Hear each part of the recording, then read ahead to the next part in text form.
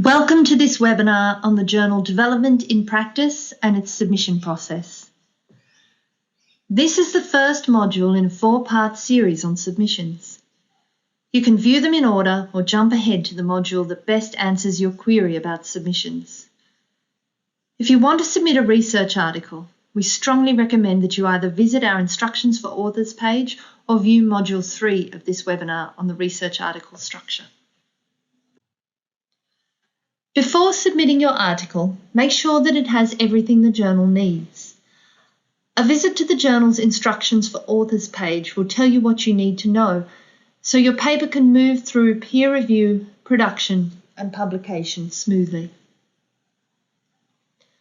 Before your article finds its way to the editor's inbox, it will undergo a series of checks to make sure that it has everything the journal needs to be able to send it for peer review. These checks include whether your article has anonymous copy, correct word count, correct referencing style, an abstract, corresponding author details, and author biographies. Your manuscript may be returned to you before it has even reached the editor if it does not meet these initial requirements. So do take the time to check them before you submit. Once your manuscript passes the checklist stage, it is sent to the editorial team for initial evaluation. The editorial team will read your article and decide whether it is ready to go to review. In most cases, feedback will be given and changes requested. This is done to improve the chances of the manuscript receiving a good review and to help develop it into the best possible version, which will hopefully be published. Articles may need several rounds of revision before the editor agrees to send them for peer review. The editorial process can be quite quick, but it may take months, depending on the number of revisions required. When evaluating your manuscript, the editorial team will look for the following things.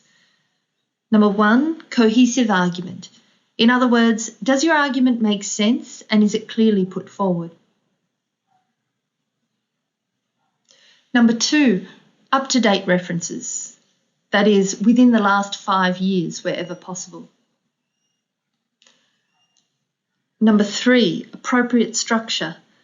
Articles should include a literature review, a methodology section and a discussion section that references the literature and ties the findings back to it. Articles should also make a case for their own original contribution to the literature and field. More detailed information about this can be found in Module 3 of this webinar on the structure of the research article.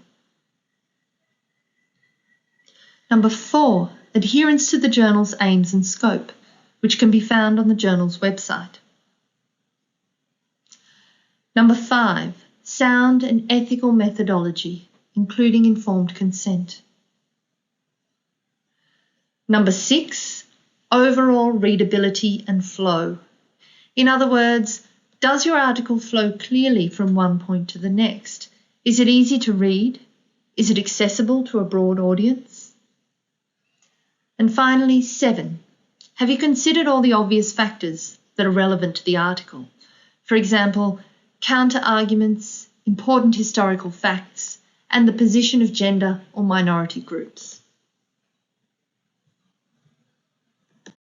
Articles are strongly encouraged to consider social relations such as gender, disability, socioeconomic differences, class, caste, ethnicities, and intersectionalities. Where these are relevant and may have been overlooked by authors, the editorial team will request that they be included before sending the article for peer review. This is the end of Module 1. Thank you for listening.